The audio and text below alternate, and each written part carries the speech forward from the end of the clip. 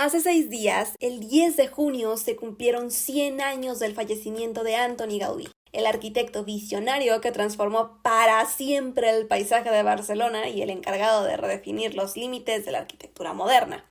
Un siglo después de su fallecimiento, su legado sigue tan vivo como cuando imaginó edificios imposibles inspirados en la naturaleza, la fe y la geometría. Y si existe una obra capaz de condensar toda su visión artística, esa es, sin duda, la Sagrada Familia de Barcelona.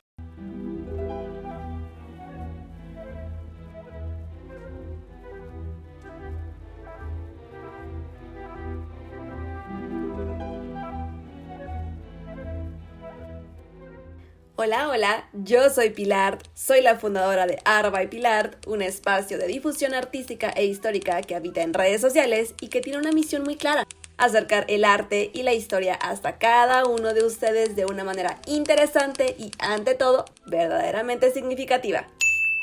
Y en el episodio de hoy, aprovechando este centenario de Gaudí, nos acercaremos a la historia de esta extraordinaria construcción, la Sagrada Familia de Barcelona, una obra que comenzó en el siglo XIX, que sobrevivió a guerras, cambios políticos y dificultades económicas, y que más de 140 años después de colocarse la primera piedra, continúa escribiendo su historia. Aunque solemos asociar inmediatamente la Sagrada Familia con Antoni Gaudí, la realidad es que él no fue el arquitecto original. Todo comenzó en 1866 cuando Josep Maria Bocabella fundó una asociación religiosa dedicada a San José. Tras un viaje a Italia y Francia, soñó con construir en Barcelona un gran templo expiatorio financiado por donaciones populares, y finalmente en 1881 se adquirieron los terrenos donde hoy se levanta la basílica y un año después se colocó la primera piedra. El encargado del proyecto fue el arquitecto Francisco de Paula del Villar, quien imaginó una iglesia neogótica relativamente convencional. Pero apenas un año más tarde, tras diversos desacuerdos, Villar abandonó la obra, y entonces es donde ahora sí aparece nuestro Gaudí en la historia. Gaudí fue recomendado por Joan Martorell, que era un arquitecto y asesor del proyecto. Lo interesante es que Martorell no eligió a Gaudí por ser una celebridad, porque de hecho, en aquel momento, Gaudí tenía apenas 31 años y era prácticamente un desconocido para el gran público. Entonces, ¿por qué lo recomendó? Primero, porque había sido su alumno y colaborador. Segundo, porque desde su juventud destacó por su extraordinaria capacidad técnica y de dibujo y poseía una imaginación arquitectónica fuera de lo común. Y tercero, y quizá lo más decisivo de todo, compartía con Martorell una profunda religiosidad, algo importante para un proyecto de carácter expiatorio.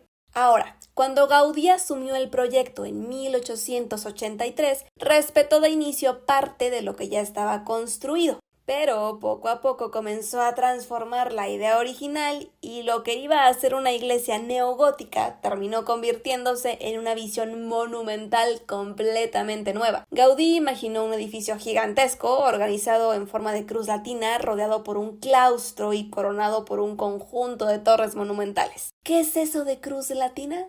Facilísimo. En la arquitectura religiosa, una planta en cruz latina significa que, vista desde el cielo, la basílica tiene la forma de una cruz tradicional, un eje largo que atraviesa el edificio y otro más corto que lo cruza perpendicularmente. Es una distribución muy común en las grandes catedrales cristianas y simboliza la cruz de Cristo. La parte larga corresponde a la nave principal, por donde caminan los fieles, el brazo transversal se llama transepto y al fondo suele encontrarse el altar mayor. Cuando Gaudí asumió la dirección de las obras en 1883, la cripta ya estaba en construcción, siguiendo los planos neogóticos de Francisco de Paula del Villar. Y en lugar de derribarlo todo y empezar desde cero, decidió aprovechar lo que ya existía. Sin embargo, introdujo modificaciones importantes. Primero, cambió los accesos a la cripta. Literalmente, una cripta es una construcción subterránea que suele encontrarse debajo de una iglesia o catedral. Y en el caso de la Sagrada Familia, la cripta está situada debajo del ábside, es decir, bajo la zona donde se encuentra el altar principal. También Gaudí diseñó un foso perimetral para que entrara más luz y también aumentó la altura de los pilares.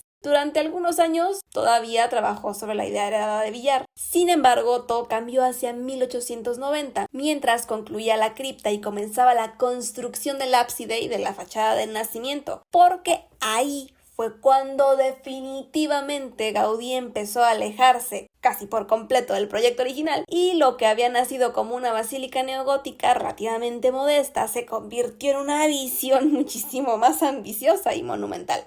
Aquí fue donde aparecieron por primera vez muchos de los elementos que hoy asociamos con la Sagrada Familia. Las 5 naves principales, el gran crucero, las torres dedicadas a los apóstoles y evangelistas y el gigantesco cimborrio central que debía elevarse por encima de todo Barcelona. Desentrañar la Sagrada Familia es una tarea ardua. Así que considero que la mejor manera de hacerlo es desde lo general hacia lo particular. Y quiero comenzar platicándote un poquito de las fachadas. Y te podrás preguntar, ¿cómo que fachadas?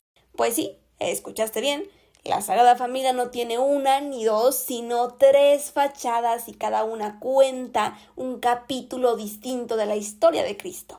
Lo fascinante es que Gaudí concibió el templo como una especie de Biblia de piedra, un lugar donde incluso quien no supiera leer pudiera comprender los grandes episodios de la fe cristiana simplemente observando sus muros y esculturas. Y es así que nos encontramos con la primera fachada, que es la fachada del nacimiento, que es la dedicada a la llegada de Jesús al mundo. Es la más cercana al espíritu de Gaudí, ya que fue la única que pudo ver prácticamente terminada y está repleta de animales, plantas, flores, ángeles y escenas llenas de vida. Todo en ella transmite alegría, abundancia y celebración digna del nacimiento del Hijo de Dios. Pero en el extremo opuesto encontramos la fachada de la pasión, que representa los últimos días de Cristo, su sufrimiento y también su muerte. Y vaya que el contraste es evidente, porque aquí desaparece la exuberancia de la naturaleza y encontramos líneas mucho más severas, esculturas dramáticas y una atmósfera que busca transmitir dolor, sacrificio y también reflexión. Finalmente está la fachada de la gloria, concebida como la entrada principal del templo y que simboliza la resurrección, la vida eterna y el camino espiritual del ser humano hacia Dios. Que por cierto, esta fachada sigue en desarrollo. Y a propósito de que sigue en desarrollo, creo que los que estamos en este espacio podemos confirmar que desde que nacimos la Sagrada Familia está en construcción. Nuestros padres podrán decir lo mismo, quizá en algunos casos hasta nuestros abuelos. Y aunque solemos bromear con ello, la realidad es que la obra nunca se concibió como una obra rápida. Y de hecho, las grandes iglesias y catedrales de Europa rara vez lo fueron. Hoy estamos acostumbrados a que un edificio se construya en unos cuantos meses o años, pero durante siglos los grandes templos se concebían como proyectos para varias generaciones. La construcción de una catedral podía extenderse durante décadas o incluso siglos, y los arquitectos que colocaban la primera piedra sabían que nunca verían terminada la obra, y aún así trabajaban pensando en quienes vendrían después. Y es por ello que las grandes catedrales europeas no solo tardaban siglos en construirse, también cambiaban durante este tiempo.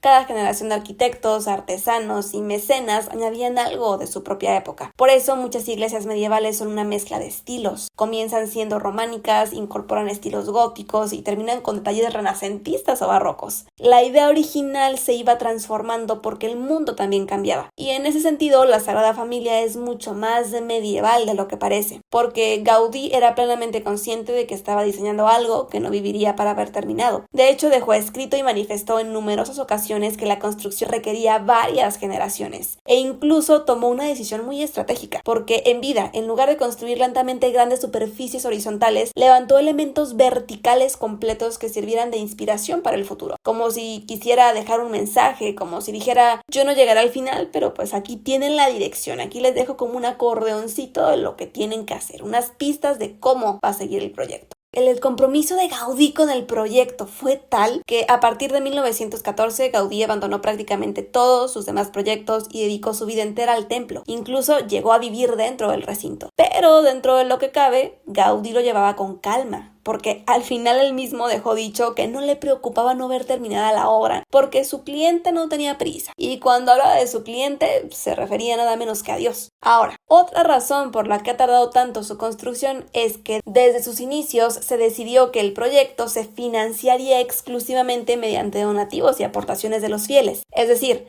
no ha contado con el respaldo económico de un rey, de un estado o de una gran institución para que pueda acelerar las obras. Eso significa que el ritmo de construcción ha dependido siempre de los recursos disponibles. Hubo épocas en las que las obras avanzaban con rapidez y otras en las que prácticamente se detenía por falta de dinero. Y por si eso no fuera suficiente, la historia tampoco le puso fáciles las cosas a todos los encargados de la construcción de la Sagrada Familia. Primero, porque el 10 de junio de 1926 ocurrió lo impensable y Gaudí fue atropellado por un tranvía en Barcelona. Murió pocos días después y para entonces solo una de las torres había sido terminada. Sin embargo, la tragedia apenas comenzaba y tras la muerte de Gaudí en 1936 llega la Guerra Civil Española y el famoso incendio. Un incendio que arrasó con el taller, la cripta y gran parte del material de trabajo del arquitecto. Y también con ese incendio pues vino la destrucción de gran parte de los planos, dibujos y maquetas que había dejado Gaudí. Los arquitectos posteriores tuvieron que dedicar años enteros a reconstruir la información perdida antes de poder continuar con la construcción. También hay que considerar que la Sagrada Familia no es una iglesia convencional. Muchas de las formas que imaginó Gaudí eran tan complejas que la tecnología de su época apenas permitía materializarlas. Algunas soluciones constructivas solo pudieron desarrollarse décadas después gracias a nuevos métodos de cálculo, a la ingeniería moderna y más recientemente a la digitalización y el modelado por ordenador. Así que no, la Sagrada Familia no ha tardado tanto porque alguien se haya distraído. Ha tardado tanto porque fue concebida para durar generaciones, porque depende de la financiación popular, porque sobrevivió guerras, crisis y cambios históricos y porque su complejidad arquitectónica es tan extraordinaria que cada generación ha tenido que encontrar nuevas formas de acercarse al sueño que Gaudí imaginó hace más de un siglo.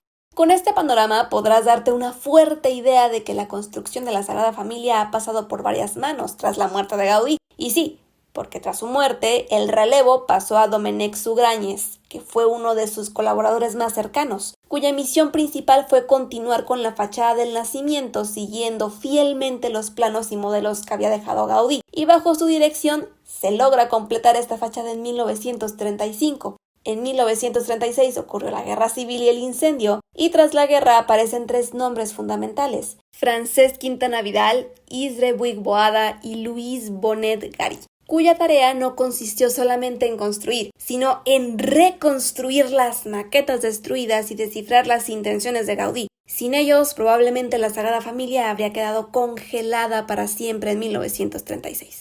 A partir de los años 80 llega una nueva generación encabezada por Jordi Bonet. Su gran aportación fue incorporar nuevas tecnologías, cálculos estructurales avanzados y posteriormente herramientas digitales. Gracias a ello pudieron construirse las enormes columnas ramificadas y las complejas bóvedas imaginadas por Gaudí. Bajo su dirección se completó el interior de la basílica y se produjo uno de los hitos más importantes: la consagración del templo por el Papa Benedicto en 2010. En 2012 el liderazgo pasó a Jordi Faulí, discípulo de Jordi Bonet y especialista en la geometría de la propia basílica. Faulí representa la cuarta generación de arquitectos posteriores a Gaudí y ha dirigido la construcción de las grandes torres centrales. De hecho, su gestión acaba de culminar con la Torre de Jesucristo, que acaba de ser bendecida por el Papa León XIV este año durante los actos del centenario de la muerte de Gaudí. Con ella, todas las torres principales al fin están completadas, incluyendo la Torre de María y las torres de los evangelistas. Y aquí entramos en uno de los temas más interesantes y recientes. La última gran fase de la Sagrada Familia es la fachada de la Gloria, prácticamente la última parte faltante para su construcción, que además de que fue la concebida por Gaudí como la entrada principal y el gran recorrido simbólico hacia la salvación, será la fachada más grande y compleja de todo el conjunto. Y para abordar su programa escultórico, la Junta Constructora invitó a 3 artistas de prestigio internacional a desarrollar sus propuestas: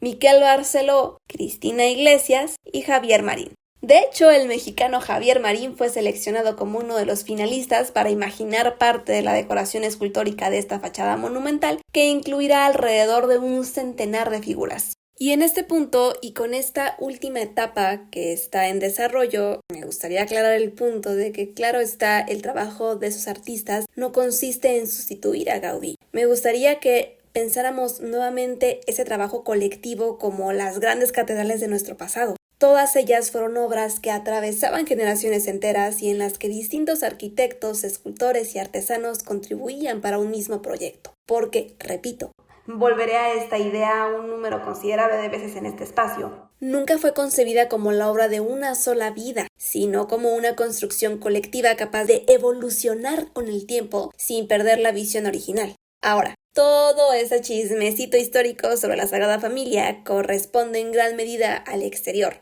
a las fachadas. Pero, ¿qué pasa con el interior? Porque, siendo sinceros, las fachadas, las torres y las esculturas suelen llevarse toda la atención. Son las protagonistas de las fotografías, las postales y las guías turísticas. Sin embargo, muchos visitantes coinciden en que la verdadera sorpresa ocurre cuando finalmente cruzas las puertas del templo.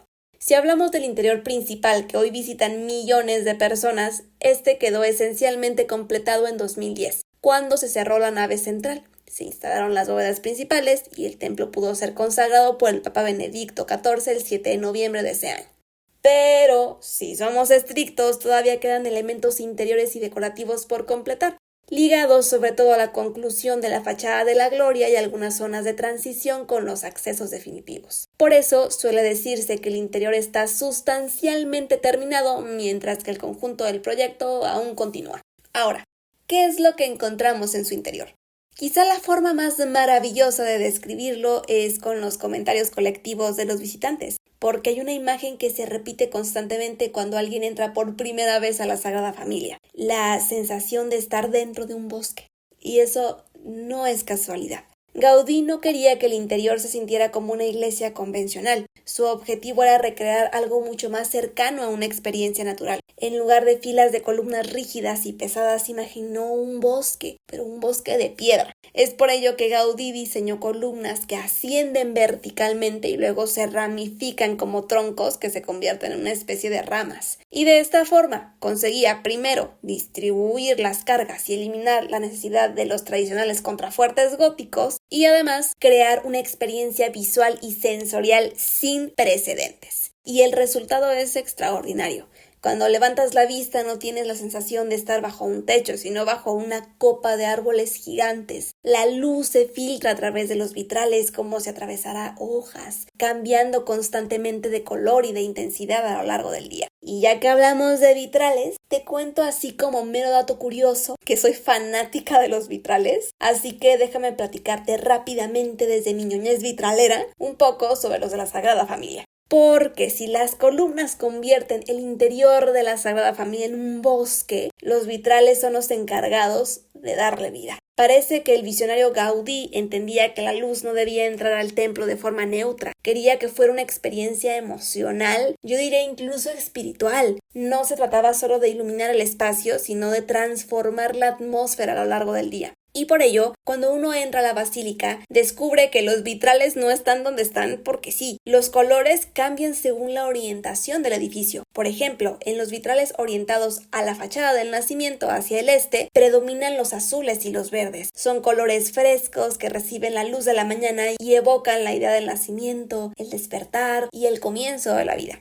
En cambio, en la fachada de la Pasión, orientada hacia el oeste, aparecen amarillos, naranjas y rojos intensos. Son los colores que se incendian con la luz del atardecer y que refuerzan el dramatismo de la muerte y el sacrificio. El resultado es que la basílica nunca se ve igual dos veces, la luz cambia con las horas, con las estaciones y con el clima. Por la mañana predominan las tonalidades frías, por la tarde el interior parece arder en tonos dorados y rojizos, y aquí hay algo muy interesante, porque aunque la idea general era de Gaudí, los vitrales que vemos hoy son obra principalmente del artista catalán Joan Vilagrau, quien dedicó décadas a desarrollar un programa cromático inspirado en los principios del arquitecto. Es decir, los vitrales y su encargado son otro ejemplo de cómo distintas generaciones han seguido dialogando con la visión original de Gaudí. De hecho, muchos visitantes afirman que el momento más impresionante de la visita no es contemplar las torres desde el exterior, sino permanecer unos minutos en silencio dentro de la nave central, mientras la luz coloreada se desplaza lentamente por las columnas. Es entonces cuando se entiende que Gaudí no estaba construyendo únicamente un edificio o un recinto religioso, estaba diseñando una experiencia trascendental. Ahora, con lo que hemos platicado, ya quedó claro el punto de que la Sagrada Familia de Barcelona aún no termina de construirse. Y la pregunta aquí es, ¿cuándo va a terminar de construirse? Creo que esa es probablemente la pregunta más repetida en las últimas décadas, porque la fecha de finalización ha parecido imposible de determinar. Y a ver, 2026 ya ha significado un hito histórico para la basílica con la culminación de las torres y la apertura de la basílica en su forma esencial, pero su finalización definitiva, incluyendo la fachada de la Gloria y otros detalles pendientes, se espera hasta dentro de una década, es decir, 2036. Y a mí me parece fascinante pensar en ello, porque cuando ese día llegue, la mayoría de las personas que iniciaron la obra no van a estar ahí para verlo. No estará Gaudí, ni sus colaboradores, ni quienes reconstruyeron las maquetas tras la guerra, ni muchos de los arquitectos y artistas que dedicaron su vida a continuar el proyecto. Y sin embargo, todos estarán presentes de alguna manera, en cada columna, en cada torre, en cada escultura, en cada piedra. Creo que esa es una de las mayores maravillas de la Sagrada Familia, porque en cierto modo es mucho más que una basílica. Es la demostración de que algunas ideas son capaces de atravesar generaciones enteras. Es la conjunción de decenas de mentes maestras trabajando en sintonía e incluso a través del tiempo. Es un ícono monumental que conecta pasado y presente, tradición e innovación, artesanía y tecnología. Y en una época acostumbrada a la inmediatez, donde todo parece medirse en días, meses, años, la Sagrada Familia nos recuerda algo que estamos olvidando, que algunas de las obras más importantes de la humanidad requieren paciencia, visión y confianza en el futuro.